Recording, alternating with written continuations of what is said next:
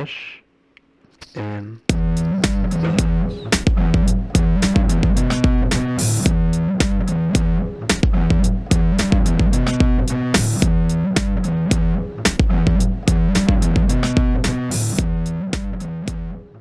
All right, welcome back to another episode of Fresh and Buds. I'm your host, Tommy Fresh, and you guys are all my buds, and I am joined by a bud today, Mr. T. I should have asked you how to pronounce your last name. T. You Thebeau, can say it. like the football player. Like Thebeau. So it's T-H-E, Bo, but like the H is silent? Yeah, H is silent. Yep. Wow. Okay. Thebeau. Okay. Cool. How you doing, man? Everything going well? Yeah, I'm doing great. That's awesome. Well, we got a great episode for the buds out there today. First of all, it is episode 30. That's pretty exciting. And in honor of episode 30, I did want to announce somewhat of a giveaway. It's not going to be a traditional giveaway. I have a Fresh and Buds playmat for someone attending SCG Con Indianapolis, the calling. The way you win this Fresh and Buds playmat is you have to bring me an unopened bottle of Ken's Steakhouse blue cheese dressing, and I will be absolutely stunned if anybody does it, but I really hope it happens. But You come check with me at the Star City booth. I'll have it there for you.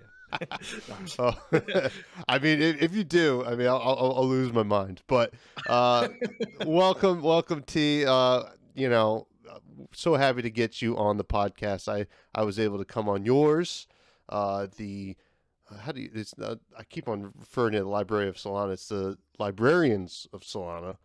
Yep, Librarians of Solana. Yeah, it was a good time. We had a lot of fun.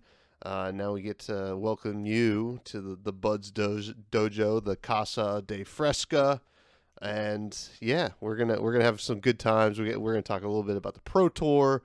We're gonna talk a little bit about you and some things about your TCG playing. What was that? Was that your water bottle? That was my mic stand. I don't know what's going on. Oh my God! Well, we're rolling here, but let's dive right into the story of T. And you're cool with me calling you T. Is that your full name? Is it T or is it short for something? Yep, it is T. Yeah. I like it.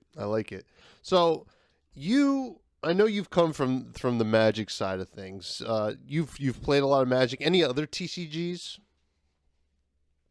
So I have played a lot of Magic, and I have tried just about any card game that I could.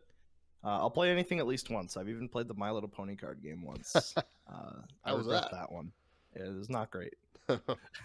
But I've played like Force of Will in the past. I've tried Keyforge. I've played Pokemon. I've played Yu-Gi-Oh!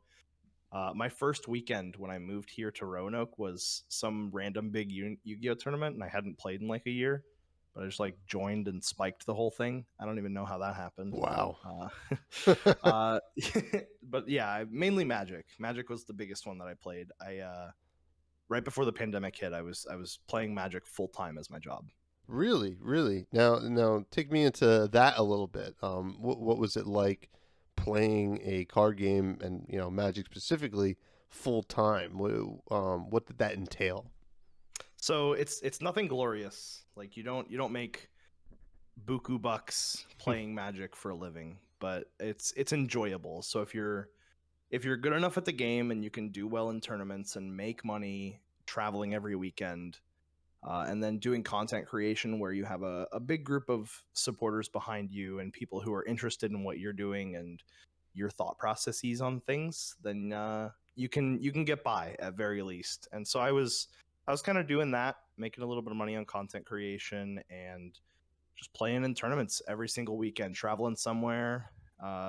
Some of my trips were paid for through sponsorships and stuff. Mm-hmm.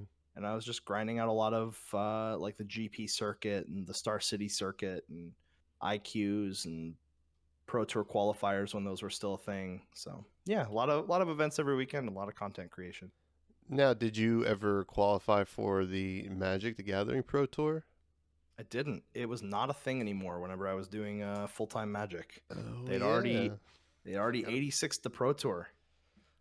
What do they call it? Their Magic Championships? I don't even know what they call it anymore. No, Mythic Qualifier, Mythic Weekend, yeah. Showcase Showdown, The Price is Right. I don't even know what they call it. Well, that's a pretty good point to transition into Flesh and Blood, because as one card game stops doing intense organized play, another one started. Flesh and Blood started, and what got you into Flesh and Blood? I was really at the point where we wanted to be playing card games again, because we were getting through the pandemic. So we were at the point where we were driving like an hour and a half just to play a weekly F&M style event, because our LGS in town still wasn't even open yet.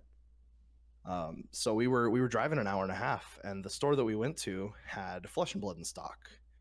And my friend, who was always the first one to play wacky card games and then convinced me that it was worth playing, saw Flesh and Blood on the shelf. And so one week he won the F&M event, and he took his prize packs in Flesh and Blood. And it was right after Monarch came out. He opened a legendary, and we were like, holy cow, that thing's $100. And they're like, yeah, it's like $100. And so we were like, man, that sounds like an expensive game. And they were like, no, it's not that bad. Try it out. And so they gave us a couple of the starter decks, and we played a bunch of games, like back and forth, over and over again. And I took those starter decks and I played with other friends back and forth, over and over again. And we really liked the game. So we wanted to get deeper into it, and we were watching reruns of content and watched a lot of videos from Arsenal Pass, and just tried to consume as much Flesh and Blood content as we could and play as much as we could. And we got together every Wednesday in my buddy Nick's apartment, and we played a new deck, proxied it up, tested a new deck, learned something new about the game, memorizing more of the cards, just everything to get deeper into a card game. I love to hear that. Now, I do have to ask, which legendary was opened? Do you remember? It was a Warrior legendary. I'm pretty sure that's Valiant Dynamo, right? It was Monarch Warrior legendary. Yeah. If you attach or attacked with 2, loses the counter. Yeah. Yeah. If I remember correctly, I'm pretty sure that was the legendary. That's an awesome one to open, especially since I do like playing that card quite a bit. So you start playing Flesh and Blood. It sounds like a similar thing that I went through. Is you kind of became addicted, right? The addiction starts, and it is a very addicting game, and that's for sure. But it's also a very rewarding game, especially for people like us who had played a lot of other TCGs beforehand. But and this is something I've brought up before, but I've met so many people who never even played TCGs before Flesh and Blood. Yeah, there's a bunch of people in this area here in Roanoke, and I'm surprised because it's Roanoke. Star City is here. I'm surprised that there are people who are playing like games that have never touched Magic before. Like we've got one local dude here, and he had never played a card game before this. We're like, what got you into gaming? He's like, oh, I just played Bakugan. And we're like, holy cow, there's just like people coming from literally everything into this new community, and it's great. Yeah. I met a lot of people who loved just board games in general, which it does have a nice board game kind of feel to it. So it kind of makes sense. So you kind of looked at a bunch of content. Now this is, you're talking Monarch days. Was this like around June, July, before Tales of Aria, or earlier than that? It was way before Tales of Aria. It was like right as the release of Monarch Unlimited, I believe. Mm-hmm. I'm not 100% sure. It's tough for me to say because I don't remember that beginning timeline of like what was releasing, because we didn't know anything about the game. But either Monarch Unlimited had just come out, or the store had just gotten it in stock for the first time. Gotcha. Because I remember they made a big deal about it coming out. It was before Crucible Unlimited came out. I know that for sure. Okay. Well, okay. So now that's interesting. So you're looking at content. There wasn't a ton of content out there in the world at that point. I started playing in late July, and there was some content and probably very similar amounts of things that we saw or that you saw. Now, when you were looking at this content, is that kind of what led you to creating your own Flesh and Blood content, or what was the story there for your Flesh and Blood content creation journey? So I have to give a huge shout out here to one of my friends from when I was living in St. Louis. His name is Alex, and he always picked at me because I always said that I would do something with content, and then I never did it. Because I always had all these ideas where it's like, oh, I'll just start a podcast. Oh, I'll do a YouTube channel, do some content creation. And when I was living in St. Louis, he's like, you always say these things, you never do them, so I don't believe you.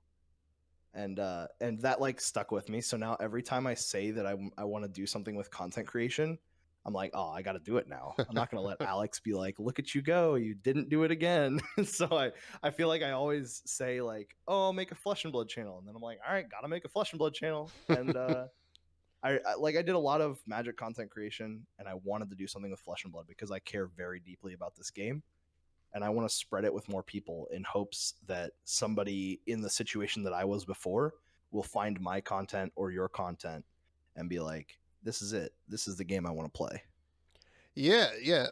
Now you had made Magic content. Was it similar to what you're making now with Flesh and Blood? Are you fully out of Magic like a lot of people have become, or you still live a little bit in that community? My content for Flesh and Blood is more focused on like the game itself, Mm-hmm. for the public aspect. My public stuff with Magic was a lot of like box openings and similar to that. Gotcha. Now I'm focusing a lot on like news and upcoming events and how my tournament results are going.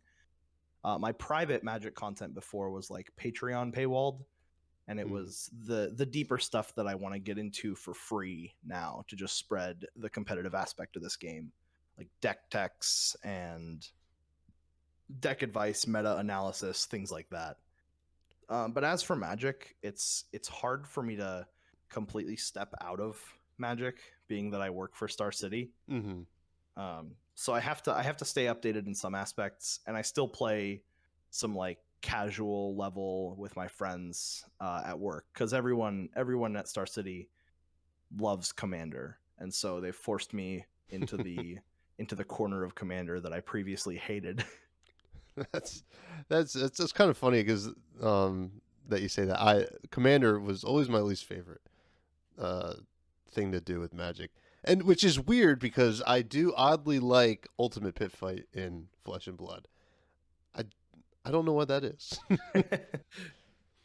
but No, that's fair. yeah, I think just the game is more fun, and it's just like it's less of I guess dirling around. I feel like that happened a lot in Commander. You know, someone, I get it. People built their decks like to have these crazy things in them, and they want to show it off, and you gotta just let them do it. But I don't really have the the attention span, I guess. But in Ultimate Pit Fight, it seems like the action's always going because it just has to. So, Yeah.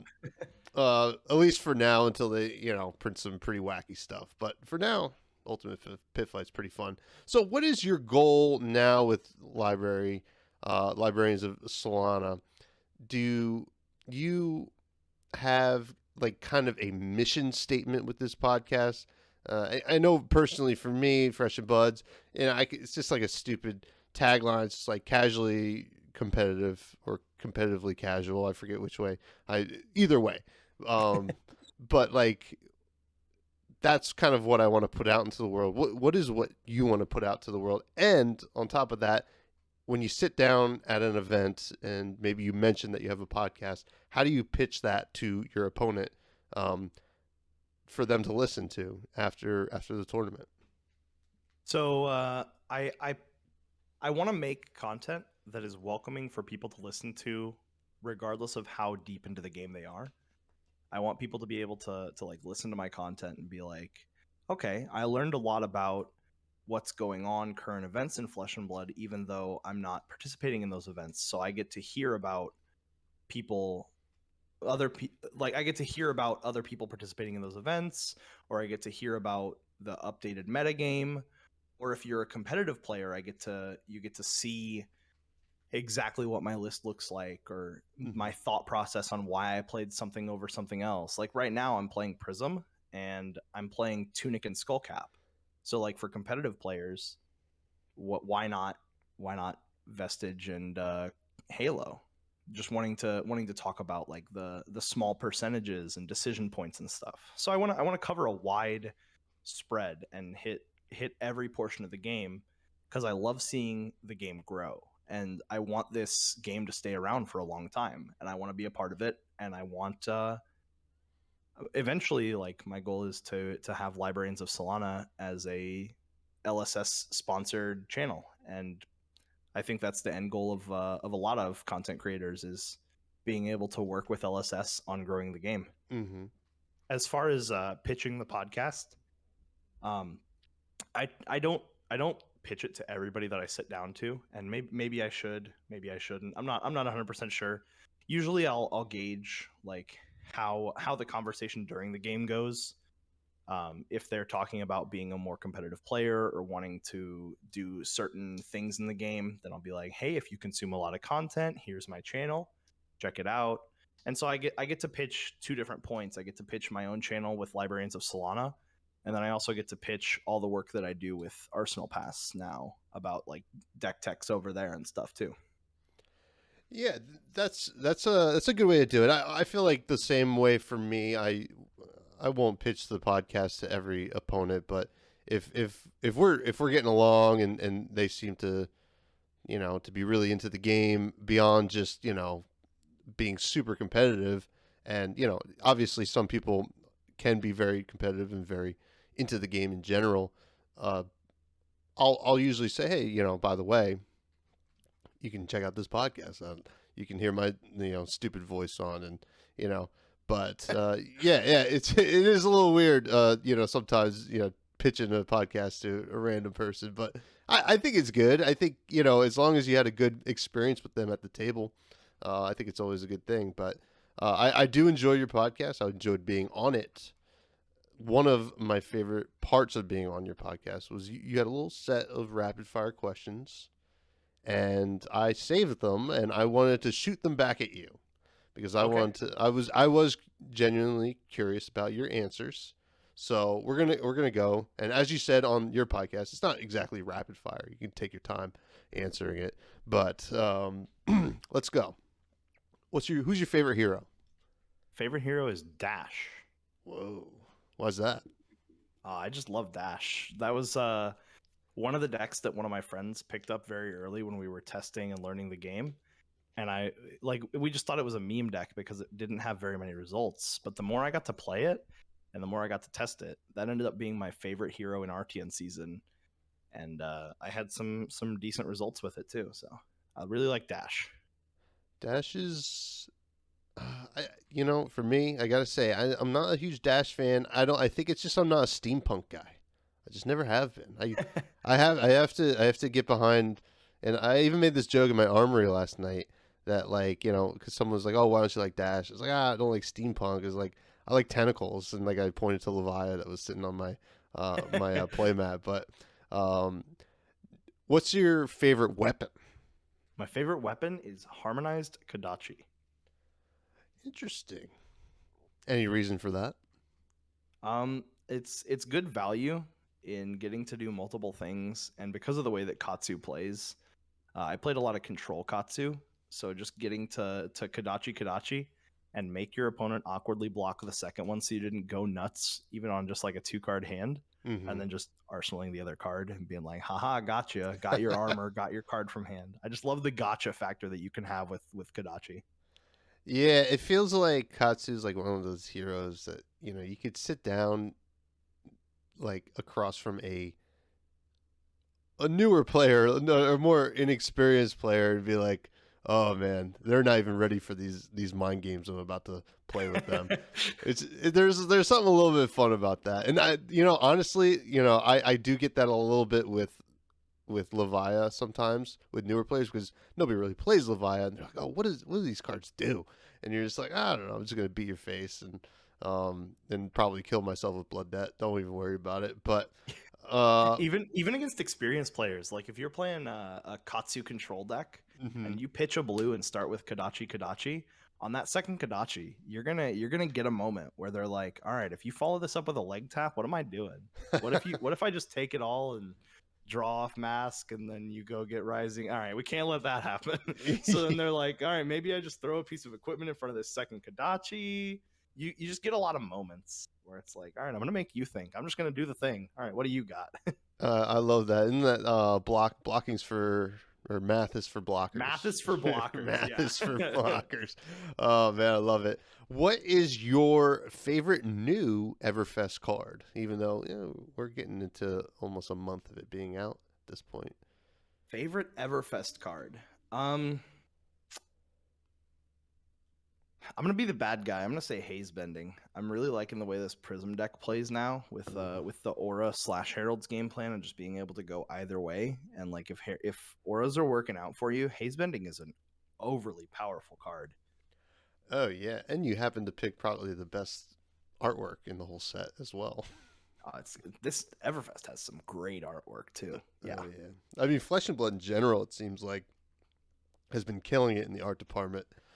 Next, they're not messing around. Yeah. No, not at all. Next is a fun one. Favorite place to attend a tournament? So if we're talking about all tournaments, my favorite place that I've ever been to all time is Omaha, Nebraska. Whoa, why is that? That's a weird one. They've got a really nice downtown area. Mm-hmm. It's just like this cobblestone-ish downtown street, and there's a bunch of good places in Omaha to either eat or hang out or check out. Like there's a cool old-fashioned candy store downtown Omaha that's really neat. It's just like run by this really old guy who has collected cool pop culture things his whole life, and so the whole store is just decorated with them. And then there's also a really good burger joint in Omaha called Burger Theory, and I'm pretty sure it's a chain, but I'm sold. Good. Yeah, we love theories and we love burgers, so sign me up. Can't go wrong. Yeah, I've never been out to Nebraska, so hopefully one day, Pro Tour Nebraska is coming at you soon. Pro Tour Nebraska. Who is your favorite content creator that is not me and it is not you? That one is gonna go pretty handily to Arsenal Pass. I really appreciate the things that Brendan and Hayden do. For making content for players getting into the game and for players that are experienced and want to know more about the game. They are quite literally the reason that I started playing competitive Flesh and Blood, and so it's really been a dream come true for me to evolve so much into the game that I'm working with them now on content. Even though Brendan killed me in the finals of an RTN, I'll let that one go. You can't win them all, unless you're like Tarek Patel or someone like Brendan, I guess. But it is what it is. Now, what is your favorite card in the game? Favorite card in the game?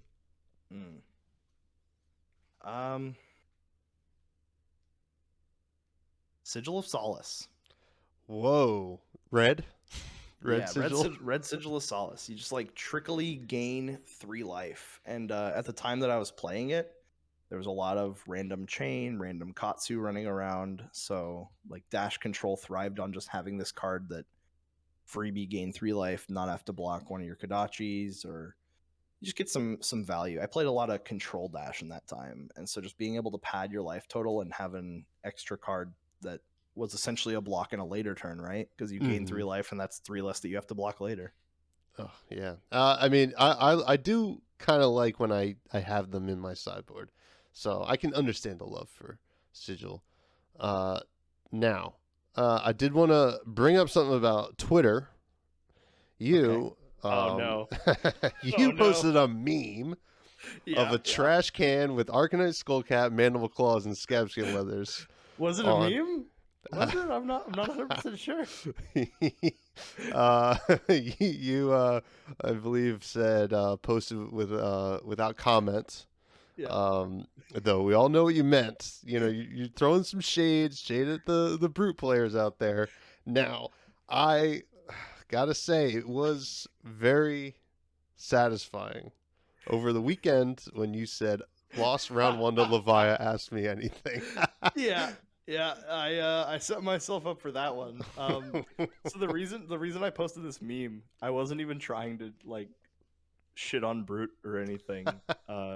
I was at work when I made this, and the person that sits next to me at work was trying to figure out what to play for the weekend, and they were like, maybe I just run back Prism, maybe I play Starvo, and then after we came back from lunch, they were on FabDB like vigorously typing, and I look over and I was like, Casey, what are you doing? And Casey goes, I'm gonna play Levia, and I was like, are you sure about that, buddy? And I made this and sent it to them, and they were Oh like, my you god. gotta post that, you know that, right? And so I did. Oh yeah. So now it is not without comment, but there's the story on that meme. Oh my god. It did give me a good chuckle. It did give me a great chuckle to quote tweet it with the screenshot after the Levia loss. I was like, oh, Yeah. he earned that one. So, let's go. Let's crack into a pack of Everfest here. We'll see what we got. See if we open any heaters here before we get to our main topic. Incoming Grandeur of Valahai. I've never opened a Fable, so Until now. until a yellow wax on, is that seeing any kind of play in Ninja right now? I guess not a lot of people are playing Ninja. This is the 0 Ninja defense reaction with 2 defense, and if is defending an attack action card with cost 0, it has +2. I think it's tough to play, or I think it's tough to make a better defense reaction than Flick Flack. Yeah, you're not wrong. Also, I mean, I guess like maybe if Ninja was so prevalent that you like needed to worry about the mirror, I guess Wax On's pretty good. I guess I don't. It's hard to say. Having a 4 defense react is not bad in the mirror. Yeah. Yeah, and at the yellow doing 4 is or blocking 4 is not bad at all. Plus being yellow, you can just like, it's a yellow 0, so you can pitch it and attack with both Kodachis with just that, and then just like go into 100 wins line. Yeah. No, that seems not bad.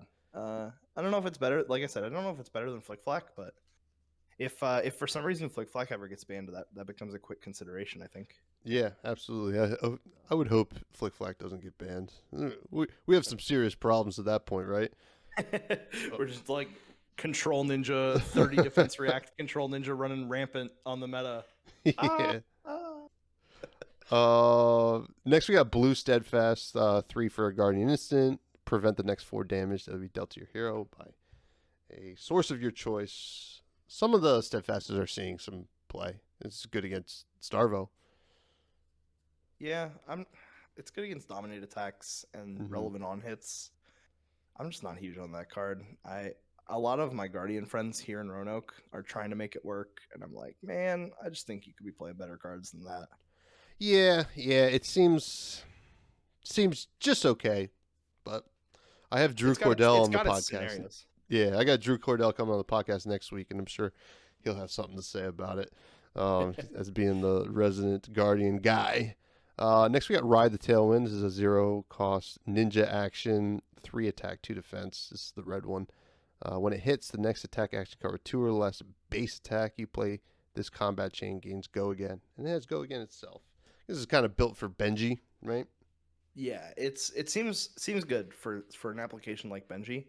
You just like give your next thing Go Again, not having to have Breeze Riders or Snapdragons or whatever. Mm-hmm. And just like attacks in general that have Go Again already are very powerful for Ninja. Yeah. Next, we have Veiled Intentions. This is the Illusionist action. This is the blue one. It's 1 for a 2 defense.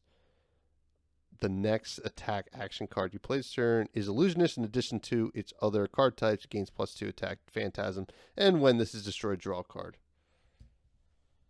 It feels like a watered down Phantasmify. Mm-hmm. But if you're going for that game plan where you're just like all in on buffing the ever living heck out of something, and then popping your Dreamweaves, that might be not bad.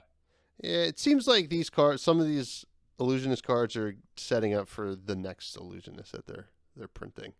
Either the next illusionist or a meta where we're not surrounded by things that pop Phantasm. Yeah. Which, as long as I'm playing Levia, that's never gonna happen, I guess. Man, why you gotta bring up sore memories? Yeah. Yeah. Next we got Pry. This is the red one. 0 for a wizard action. 3 defense. Target hero reveals 3 cards from their hand. If Pry is played during an opponent's turn, instead they reveal all cards in their hand. You may choose a card revealed this way. If you do, hero puts it on the bottom of the deck, then draws a card. I mean, I guess the blue's okay, but I don't think you really want to be doing this. Yeah, it's just like Vendilion Click without the body. Yeah, exactly. Yeah, it is Vendilion Click. And I think, isn't there something in Illusionist that already does this? Yeah, Phantasmaclasm, except it also smacks you for 9. Yeah, so... you get to like take the popper out of their hand and then smack them for 9. It's great. Yeah. Next we got Shrill of Skullform. This is yellow. This is seeing some play. I love this card so much. Yeah, first of all, awesome art. Looks like it should be a Levia card, I'm not going to lie, but it is a Runeblade attack action, because why not? Two costs for a 3 attack, 3 defense. If you've created or played an aura this turn, it gains +3. This card seems to be a real beater in Viscerai. I think they designed this card thinking about Chain, and then it just took off in Viscerai, because it's just make an aura. If you make a Shackle to give this go again, it gets buffed. So you're just like, all right, big attack and go again from my Shackle. So like, I love it there. I love it in Viscerai because it's just great thresholds. If for some reason you are playing against like Prism and you defend first with a Reduce the Rune Chant, and then you make your Rune Chant, and then you block with a Shrill, it'll pop Phantasm. That's awesome. Yeah, just like these cool, weird interactions in Flesh and Blood are what I live for. Oh, yeah. Amazing. Next, we got Timekeeper's Whim. This is a wizard action. This is the blue one. 3 for deal 3 arcane damage to target hero. If it was played during an opponent's turn, put it on the bottom of your deck. 3 defense. I don't think this one's really cracked into the wizard decks from what I've seen. Yeah, Wizard before was just like set up a turn and one-shot you on the second cycle of your deck, right? Now it's just like incremental value. Yeah. And then try to have a big Aether Wildfire turn if it lines up. So I don't know if medium level burn spells are okay. That one's especially like geared to putting it on the bottom of your deck, going for that second cycle play. Yeah. Also just like being a wizard, Yeah. The Flesh and Blood curse. Yeah. They spike a tournament every once in a while. But we do have a foil. This is not a rare or anything. It's a common. It is a blue Read the Glide Path. This is a 0 for a ranger action. Next arrow attack this turn gains +1, has opt 1, and go again. I've seen, I guess, like some of the red ones being played in like the Azalea decks that just want to go tall. But if you're playing Azalea, unfortunately, things aren't going that great for you. It's good if you don't have like Voltaire, because then you can give your stuff go again without having to do it with the bow. Yeah, exactly. Fine card. We do have a cold foil. Oh. Kraken's Aethervein. Cool little weapon. Hey. Once per turn instant. Pay 3 resources to deal 1 arcane damage to target opposing hero. Draw a card for each arcane damage dealt this way. It's a 2-handed staff. I think that card reads, please give me 1 card from your hand every turn. Yep. Just like pitch a blue and say, give me a card. I believe Icelander likes that card quite a bit. And I hope to see some really cool Icelander play in the upcoming skirmish season. And our final card here is Rune Blood Incantation. Card that's seeing quite a bit of play. The red one, 1 for a Runeblade action aura, 2 defense. Enters the arena with 3 verse counters at the beginning of your action phase. Remove a verse counter, create a Rune Chant token. Otherwise, that card's destroy it. Great. That card's so good. It doesn't matter what rune what is the name of that hero? Runeblade? Holy cow. It doesn't matter which of those heroes you're playing, it's just good in everything. Like if you play that in Briar, you're like making a lightning token. If you play that in Chain, you're getting incremental value out of your Swarming Gloom Veils more than you would. If you play that in Viscerai, you just have this big buildup and it had go again, so it's not like sometimes clunky like Read the Runes is. Mm-hmm. It's just like an overall really good card. Yeah, it's I initially rated it pretty low, in the set review, but I've definitely come around on it. This card's pretty great. So yeah, that's our pack. I'll put those in the giveaway pile, which we're gonna start doing on the Discord, which is in the link tree for all the buds out there. So Pro Tour's coming, my man. Are you excited? You've qualified. Congratulations. Thank you. I am now qualified, and it feels a lot better because now I've got this like last weekend of ProQuest, and I don't have to worry about trying to play my hardest. So I just get to play some fun stuff now. What are you gonna play fun wise in the ProQuest coming up? I think I'm gonna play like a very very weird build of Dash. Ooh. Maybe some Katsu. I've got 2 ProQuests, so I can play weird stuff in both of them. No scab skin leathers and mandible claws, or Yeah, I think I left my scab skins at home. I don't know. Dang. Yeah, they're in my other pocket. Well, they're only $60 right now. You can pick them up pretty easy. Look at the time. So yeah, you qualify for the Pro Tour, which is awesome. Very excited for that. It's gonna be here in New Jersey, the greatest state in the union. Can you take us through the process of getting to the finals of the PQ? Which deck and why? And then how did the meta feel in your ProQuest? And do you think there is somewhat of a shift that we've seen since SCG Philadelphia? Yeah, so I'll start with that Philly part as a talking point to get into the rest of it. Philly had a lot of Bravo Star of the show, and like a lot of people were calling that it was a very unhealthy meta, but I think that was mainly just because it was brought into popularity through the video that Rob Seigel and Tarek Patel made.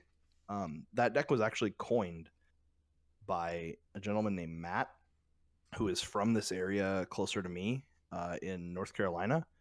I was at the event where he first unveiled that deck, and I lost to him in the second round of top 8.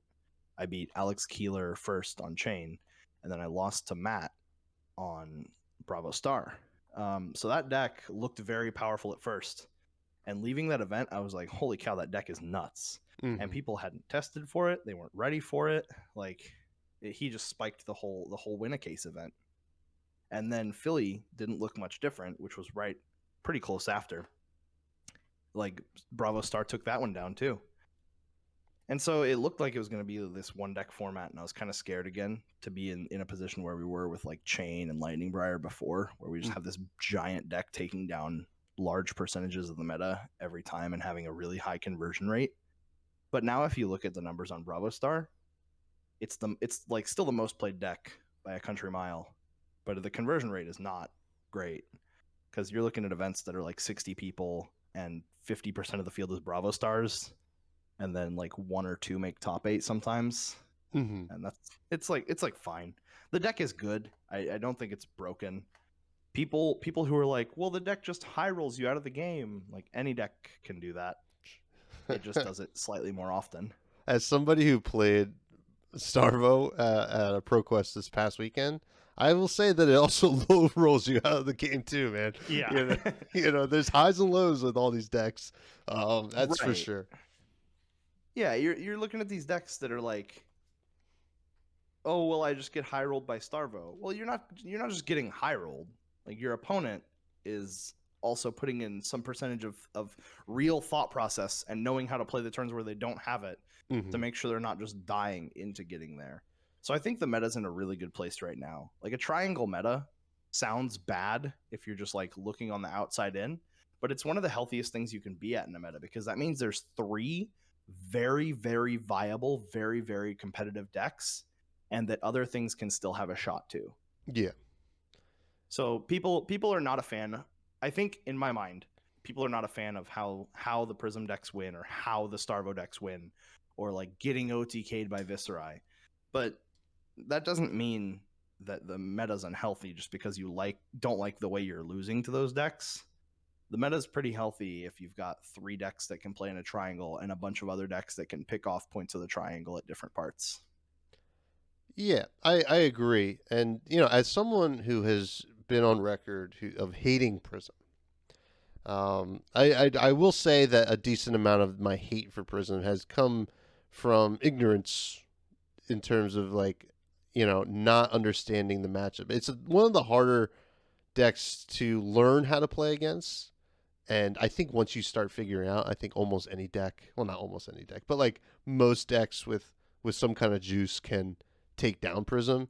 That being said, I think Prism's still insanely powerful, but I do like what you're saying about the triangle meta and the kind of rock paper scissors that we kind of got going on, which is interesting. We almost saw a little bit of that in the Lightning Briar meta, but it seems to be more prevalent now. Yeah, I think if Lightning Briar had gotten left alone for a little bit longer, we would have shifted towards that. Mm-hmm. It just would have been like Guardian plus Runeblade, and then a different type of Guardian and a different type of Runeblade, just like interchanging for the third piece of the triangle. Yeah. As for the process for my ProQuest testing, I played in one last Sunday that we talked about on my podcast before I went and did it. It was at Curio Cavern, and I made top 8 playing Oldham. And my first round opponent in top 8 is a gentleman named Michael Conrad, and he hecking rolled me playing Prism. It was not close, and he even started the game with an IP2. Wow. So he just like rolled me. It was not close at all. And I was like, all right, if I'm going to keep playing in this meta, I need to understand how Prism works. So I went home, and that Monday, like the next day after losing, I got with my team and we were just jamming games with me playing Prism because I wanted to see what the weak points are. I think the best way to learn how to play against a deck is to play as it, so you can see what your awkward turns look like and what the weak points are for where you can take advantage of it. And so I was playing it, and I was testing it into like Bravo Star and Oldham and Viserai and Chain. Or not Chain. I didn't get to test the Chain matchup, but I was testing it into all these big decks. And I was like, nah, I'm enjoying this. I'm just going to play this. So I figured out the matchups a little bit more. I talked a lot to Dale and Mac about the matchups and the list that he was working on. Shout out to Dalen, friend of the show. He's a great dude and a great player. And yeah, he's been working on that Prism deck. He's a machine. Yeah, yeah, he's a real hard worker. That's one way to put it. I messaged him just to like talk shop about Prism, and I was like, "What are your thoughts on Prism going forward? Like, are you still on the Vestige Light build?" And he goes, "Oh, let me just give you my list." And I was like, "Holy cow, I didn't expect that to happen." So then he gave me the list, and we talked about it a lot.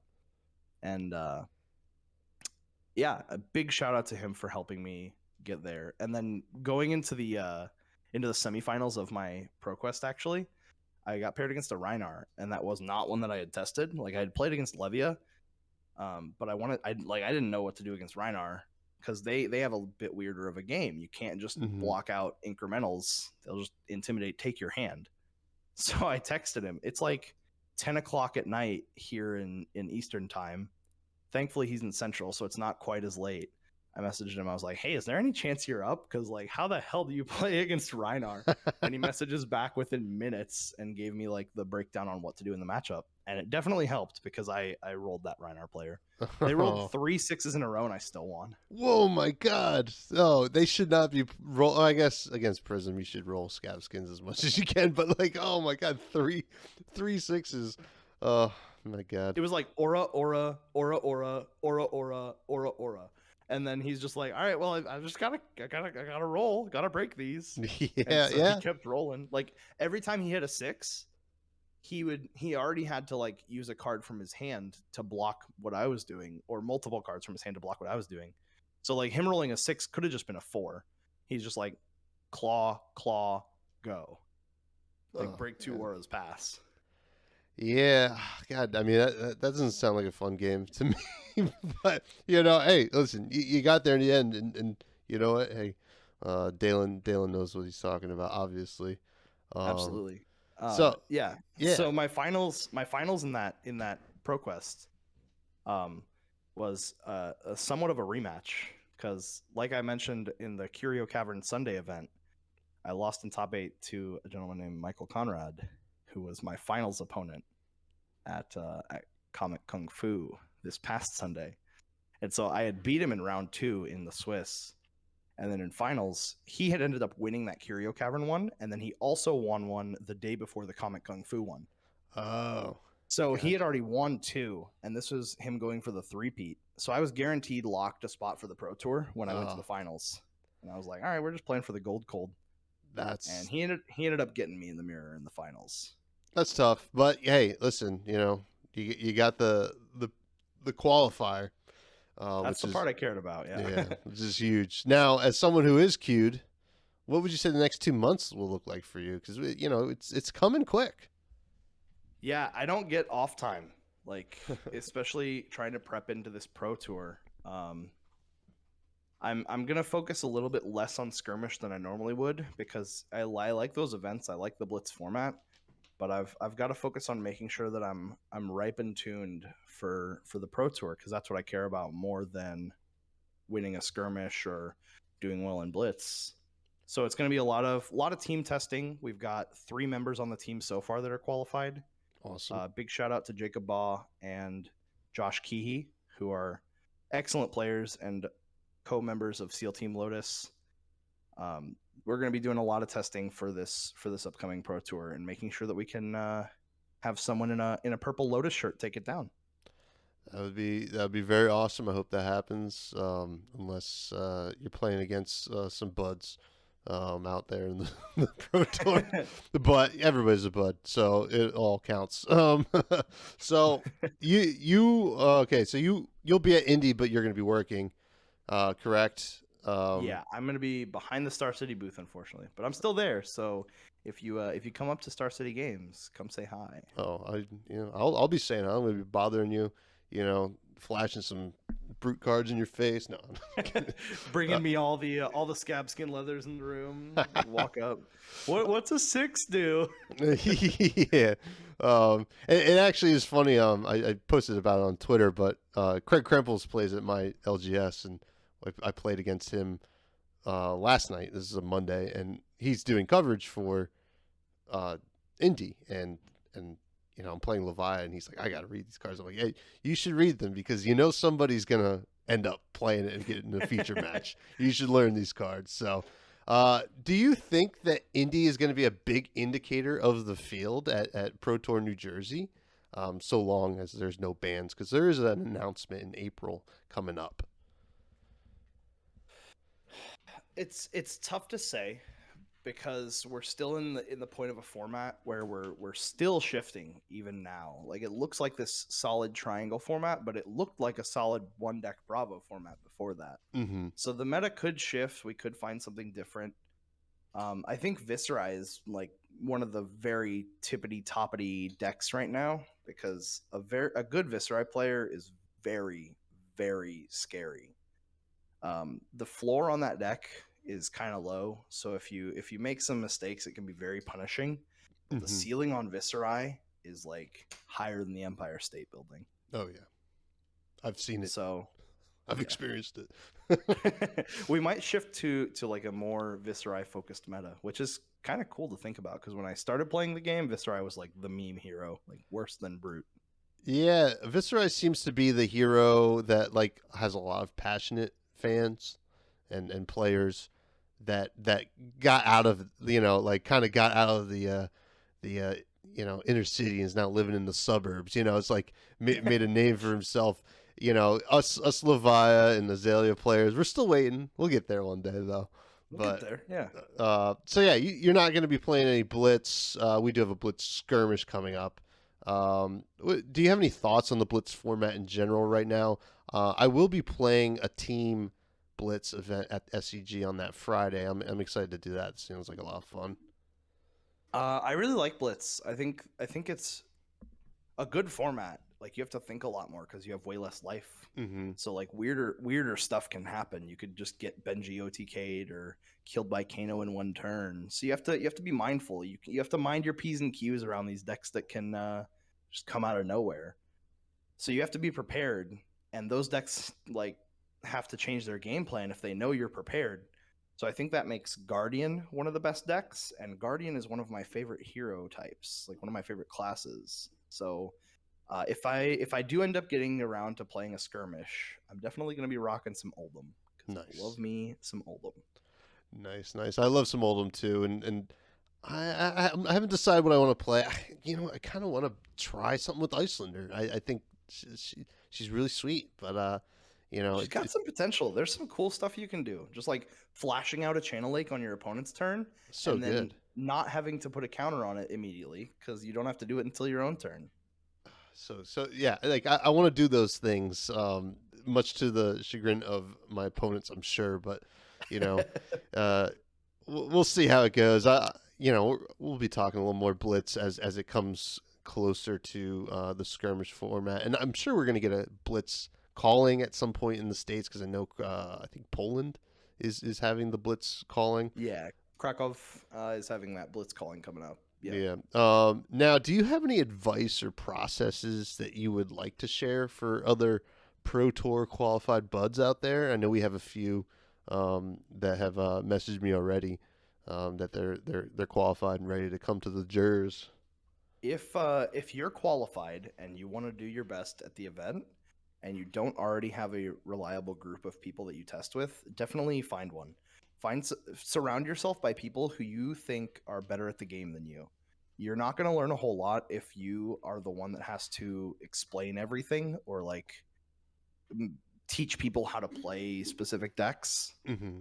But if you surround yourself by people who you feel are smarter / better at the game / see things differently than you, you're gonna improve very quickly. And I feel like I did that in the beginning of the game, like surrounding myself by people who are way more experienced and then kind of soaking up that experience just by watching them play and playing against them and playing with them. There's a lot to be gained by a group of 3 people playing a game. You just have like one person playing against another and then a spectator that can omnisciently see both players' hands, both players' arsenals, the board state. And if you're testing, you're not playing to win, you're playing to learn. So it's always best to have that third player intervene and be like, so you just died to Razor Reflex there. What could you have done differently? So like let's wind that back and play around Razor this time if you can. Like if you can't, then that's whatever. But if you're in a situation where you can play around specific things, it's good to look at those. And so having that omniscient player be like, what are your thoughts about playing around X here that you know is in their deck? Like playing around the Pummel or playing around the Sigil of Solace or the Fate for Scene, whatever it is. Just having an additional player to be like, all right, think about this from this angle. And then both players gaining something from it. Because like the aggressive player, what if they do play around your Razor Reflex? What if you don't get go again and don't get to do your thing? And then the defending player, what if they have the Razor Reflex? Right? So having a good testing group to watch out for those kind of things and experience and learn as a player and learn in matchups. That's my advice. If you don't have it, find it.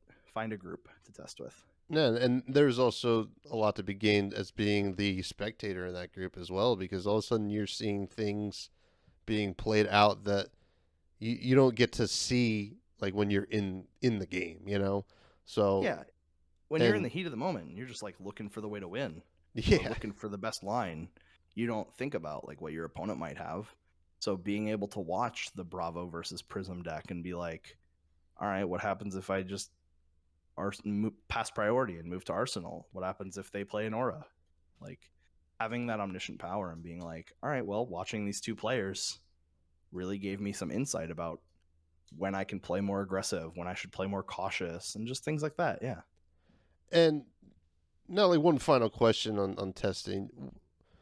How much time should you spend on learning, I guess, fringe decks like learning to play against the fringe decks in a format?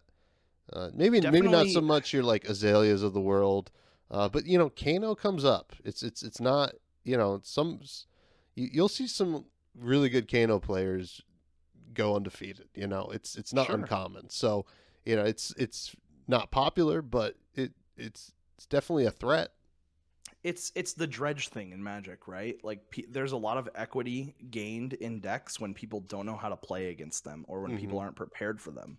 So you don't want to walk into an event not knowing anything about a matchup. And admittedly, I did that at this last ProQuest when I was playing Prism. I had never tested the chain matchup, and that was just a mistake because I was sitting there feeling like the dumbest guy in the world. I was like, how do I even play this matchup? Or like going into Rhinar. Like I hadn't tested against Rhinar, had to reach out to Dalen and be like, man, what do I do? So it's good to have those resources who can help you and be like, hey, here's a little bit of a nudge. But I would definitely, if I had more time for testing, I would have played those matchups if I could. And it's definitely worth testing at least something. Like you don't have to test against Azalea if you've already tested against Lexi. Yeah. Like some of those Rangers are the same. Or you don't have to test against Rhinar if you've tested against a Levia that is just playing a Rhinar shell. But knowing like at least some of those class matchups where you're like, all right, well, most brutes play at least kind of the same. So if I know a little bit of an outline for my brute matchup, you're going a long way with that. And test a couple games, test each player going first. I know games in this game are long. Like a classic constructed game can run 40-50 minutes, so that's 2 hours of your testing. But you don't want to sit down and not know how to do it and then just get rolled. Yeah, absolutely. And these are all great things, and hopefully everybody takes them to heart and starts getting ready for New Jersey. It's going to be a lot of fun. I'm excited for it. I'm not qualified, but I still have a chance at the calling, I guess. Yeah. You know, I think get you that PTI. I'm I'm running a list that has come out of the Buds Discord, which you should all join. That has already qualified one person for the Pro Tour, so very excited to kind of jam with something that the listeners have come up with on their own, which is super cool and very exciting. I'm very proud. So, T, thank you for coming on. This was an absolute pleasure. Always fun chatting with you. You know, I'm glad to have made a friend out of you in the past couple weeks as we've done content together. I'm excited to, you know, meet you in person, you know, give you a noogie and push you in the bushes. And, you know, it'll be fun in Indianapolis. I'm excited. Can you please plug all of your things for the people, where to find you, the podcast, all that fun stuff? Sure. You can find me on YouTube. That is currently the only place housing my podcast, but it is Librarians of Solana. If you don't like searching YouTube for smaller YouTube channels, you can find it in my Twitter bio, which is at TEECG Gaming, TCG Gaming, on Twitter. And then also go drop a follow on my team's Twitter. That is the team that sponsors me for Flesh and Blood. It is SEAL Team Lotus, and that is just at SEAL Team Lotus. Awesome. And, you know, everybody can find me at FreshBudsPod on Twitter. You can email the show, freshbudspod@gmail.com. You know, like, comment, subscribe, write a review on iTunes. Do all that fun stuff. It helps the show, helps me, and, you know, allows me to create more podcasts for all you buds out there. Now, I like to end the show, T, with a little bit of a discussion about food. And I like to ask my guests, like, just to talk about some food, a dish, maybe a restaurant near you that you really enjoy, or something maybe from home, because I know you're originally from a different part of the world.